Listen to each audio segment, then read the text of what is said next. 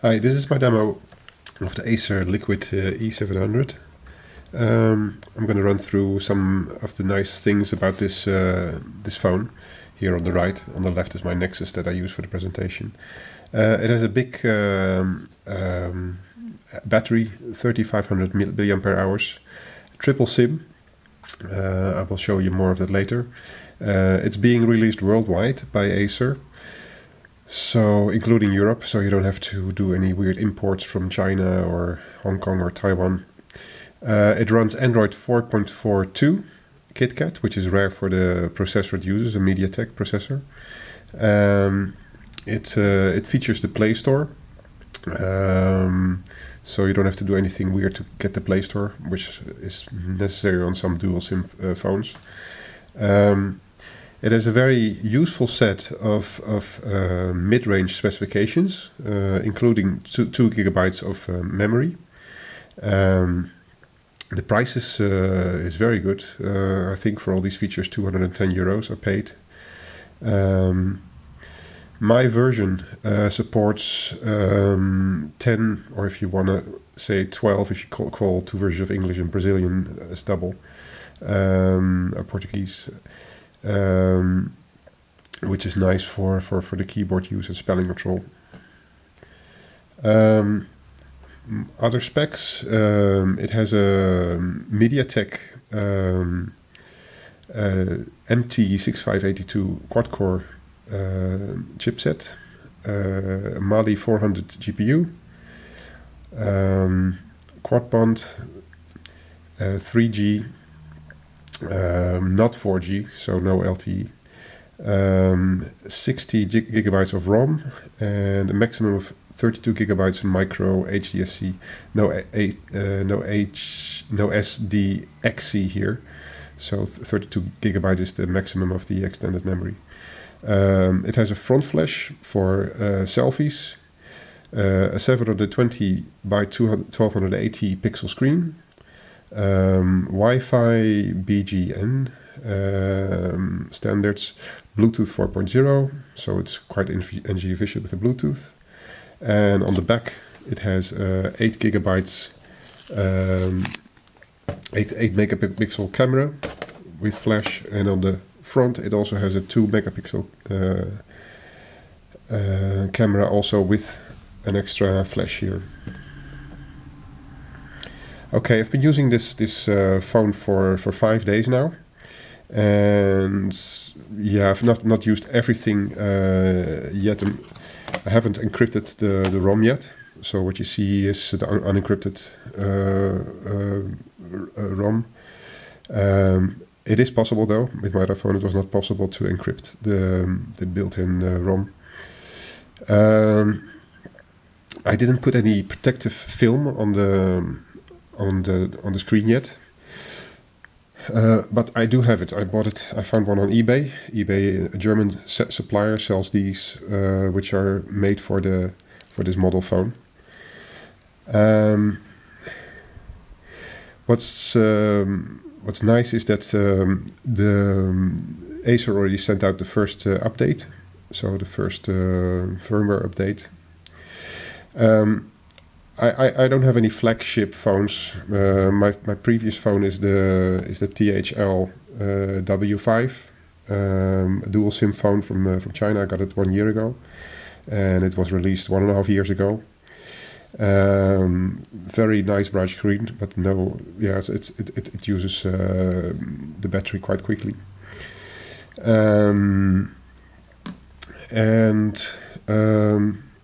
I also have some Android tablets, but this phone really is the quickest of all the devices that I have. By the way, here on the left you see a Nexus 7 2012, which also runs Android 4.4, but it's not so quick as the phone. Though yeah, what you may see a lot here and there is the E39. That's the same. The E700 is the E39. Okay, what I have set up today is I have a 3G connection here, no Wi-Fi. with 3.6 megabit per second down and 1 megabit per second up. That's not my usual speed. I usually use a lower speed, but it's possible with my provider to change that on a day-to-day basis, to get a higher speed if you want. Right now, the battery percentage is saying 59%. Is now past 6 o'clock. I took the phone off the charger this morning at 8 o'clock, and since then I used Google navigation for 1 hour. After that hour, it had still 89% left. I did plenty of things on the phone today. I downloaded some apps, read some news, read mail, used Foxfi, which I'm also using right now, to provide a Wi-Fi connection for the tablet, to share the internet connection, and it's also keeping in sync with my Pebble smartwatch, which uses Bluetooth. And right now the battery percentage is 59%. So very, very nice to me, how slowly the battery runs down. Okay, what is not to like about this phone so much? There's no backlight buttons, so the 3 buttons at the bottom don't have a backlight. Fingerprints, they tend to show on the back. It's a good grip, but you see the fingerprints. It's not a big issue for me, but the battery cannot be replaced by the user. It's a little bit of a downer. I like it when you can change the battery. And the 32 the extra space that you can use for the SD card is maximum HDAC. I wanted for my next phone to have a HDXC, so I can put plenty of FLAC files and movie files on the phone, but that's limited here. But I have to live with that. There's other workarounds for that. You can, for instance, change the cards, or I'm also thinking about getting a dedicated music player with more storage options. Another downside is it's very new. There's no range of accessories like you have for the iPhone, for instance, or other flagship phones. Although, like I said, I could already get a screen protector. And what else do you actually need? So I'm going to give you some results from testing to give you some idea. The Antutu benchmark test, I'm just going to show you that briefly because I want to fly through this. 70,555. I'm going to show you a GPU test.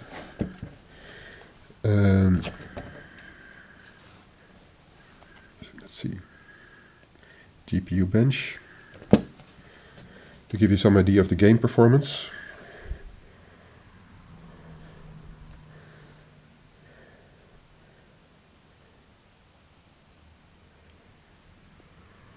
This is a free app that you can download from the web.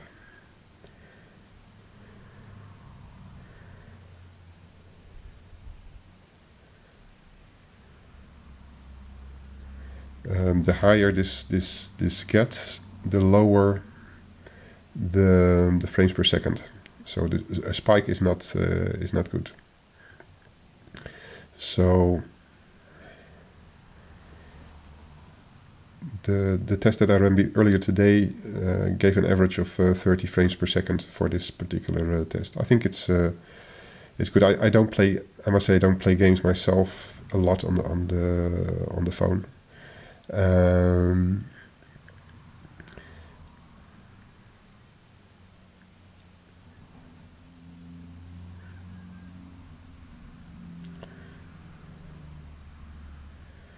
Just gonna let this finish.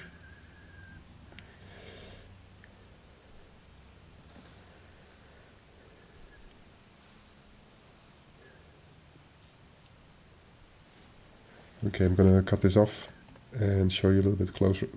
Okay, there you go. 724 points My previous score was 7,500 points. Okay. There's a display tester here. Okay, this is a screen tester to test the different angles, the color change of the angles. You see turning white, but that's basically my camera adjusting to the brightness. Under an angle, it gets dimmer. That's normal also for IPS screens. The colors do seem to look quite consistent under all angles. It's just that it gets slightly dimmer from different angles. The bending test.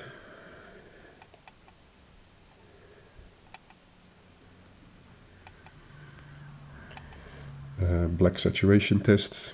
I still can distinguish some things at 3. And the white saturation test, I can still distinguish thing at 252, 253 maybe. The black contrast test, white contrast test, saturation test. Okay, there we go. Okay, let's have a quick look at a movie. Let's see. I got a open source. This is a 720p movie.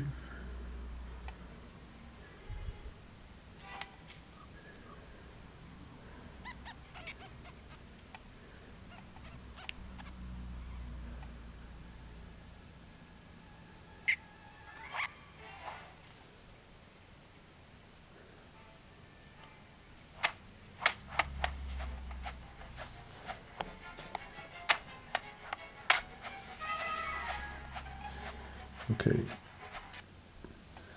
Enough of that. Let's have a look at the web browser.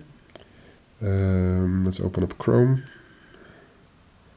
Let's see how things. Let's go to BBC.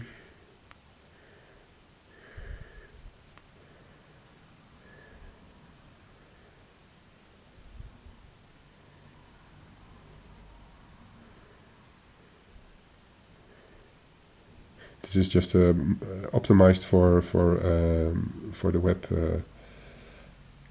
for mobile phones website, so nothing too spectacular. Let's go to another program that is quite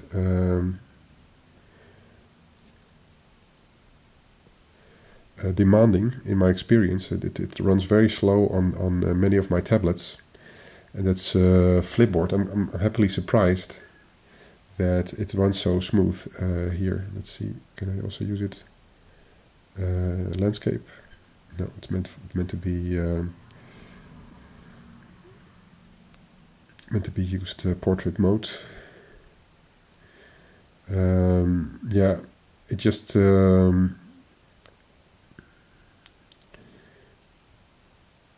everything loads very quickly, and this is over a 3G connection. I really have problems with for instance, my Nexus 7, which has other issues. It may have to do with the memory getting old, and also the Wi-Fi being bad. But everything runs very smooth. In this app, Flipboard. Yeah, but also is nice. I have a note about that later. But the compass also works by my old THL W5. It's supposed to have a compass, but it doesn't work, or it doesn't work well. But for instance, here I have an app that allows you to. It's not very easy to see actually. But it allows you to, because I have to hold it under the right angle, to see the satellites in the sky. and it needs the compass for that, and it works very well. So it's not much to see here. Okay, we're moving on. When you read things about this phone, there's a couple of things that may sound very interesting. One of them is DTS Studio Sound. That's a feature of this phone. It's nothing special. I've turned it off when I was listening with the headphones to music, because it really does very strange things with the music. It may be useful for if you just listen through the speaker, maybe doing some optimizations, but it basically allows you to put up the treble and the bass, and it does some, like I said, some things with the stereo image if you use a headphone. So DTS Studio Sound, don't buy the phone for that. I don't think it's anything special. What is more useful is what they mysteriously call the Acer Rapid. It's an extra button on the back. That's basically all this. And you can in the settings, you can personalize what pressing that button does. I have now customized it to start Gmail, and a long press starts up the camera app. That's all.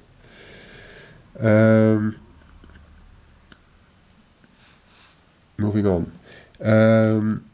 What I really like is the touchscreen. Like I said, I haven't put any protective layer on it yet, but the touchscreen just works very well also in the angles. I never have the feeling that I miss a press. With my old THL W5, it was sometimes it was not as good as this one. The compass I already mentioned. I already received the first update from Acer. The flashlight on the back is very bright. My THL W5 also has one, but it's not as bright as this one. So that also is important for making photos with flash. Of course, photos with flash never look that good, but it's nice that it's there. The keyboard.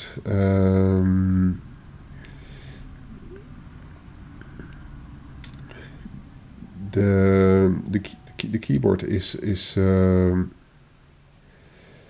the default keyboard. Of course, with Android you can change the keyboard, but the keyboard is quite nice. It is customizable, so you can set the languages to. You can set. I see that I've somehow turned it back to only English, but it's possible to set two different languages for the keyboards out of the 12 languages that the phone supports out of the box.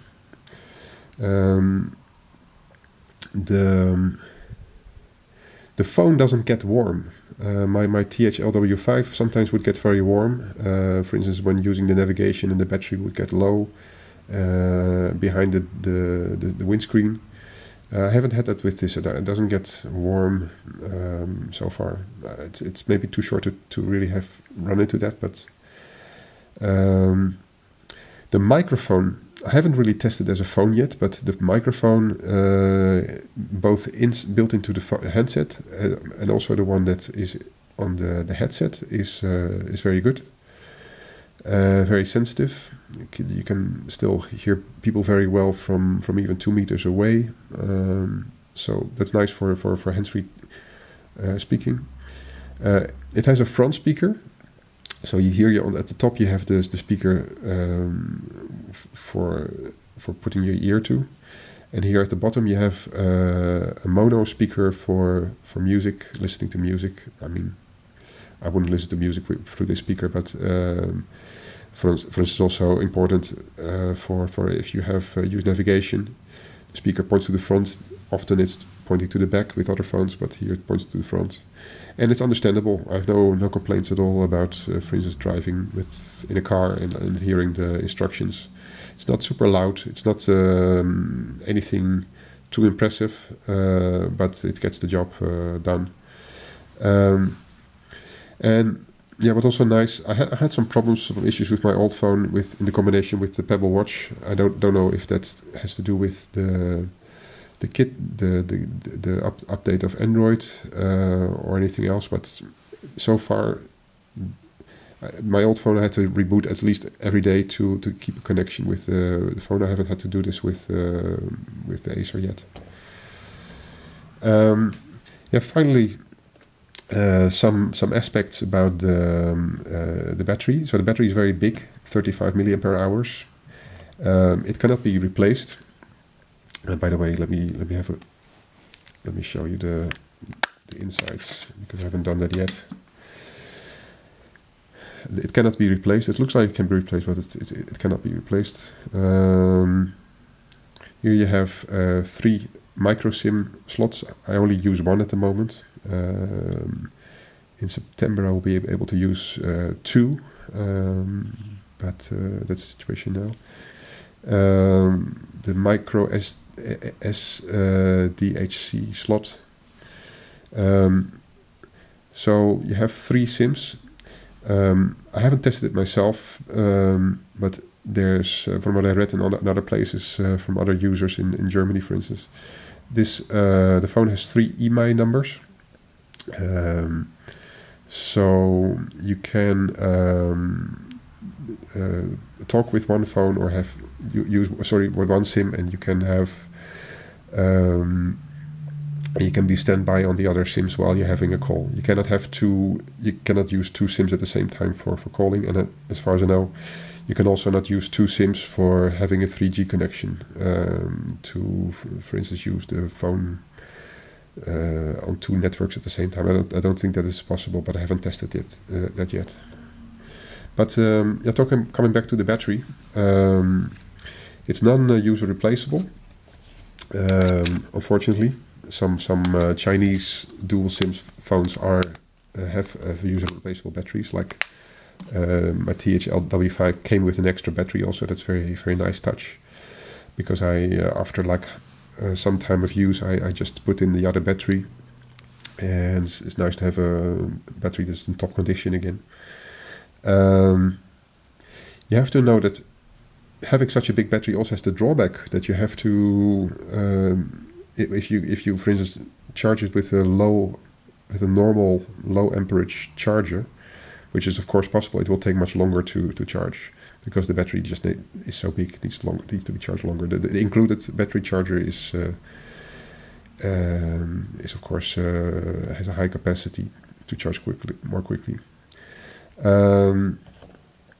The fact that it has such a big battery, that's also a thing to note, is of course is not really that much of a luxury if you intend to use all 3 SIM slots, because each SIM costs battery usage.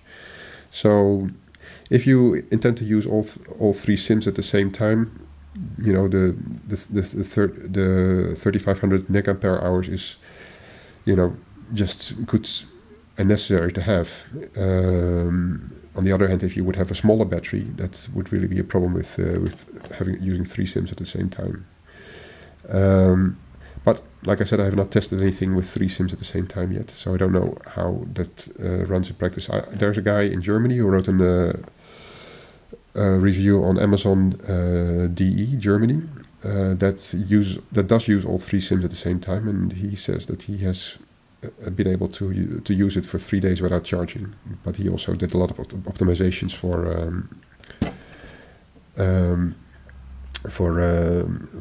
getting the maximum out of his batteries. What is also nice about having such a big battery, let me go down to the battery settings. What's also nice is that at the end of the day, when you come home and you want to charge your phone, you've only used like 50% of the phone battery capacity, or maybe 40% or maybe 35%. And the higher that percentage is when you start charging, the better it is for the endurance of the battery. discharging it to 20% when it's already down to 10% or 20%. That's not good for the battery. It's better if it's if you start charging it somewhere between 40 or 30 and 80%. That's always a good percentage to keep charging and keep the battery good for a long time. Okay, I hope this has been useful. There's a lot and that I've covered enough of the questions that I've been having after my other two videos. If you like this video, please put a thumbs up, and subscribe to our channel if you want other updates, and put your questions also under this video. If you think that I need to cover certain things that you really need to know. Okay, thank you for your attention. Bye.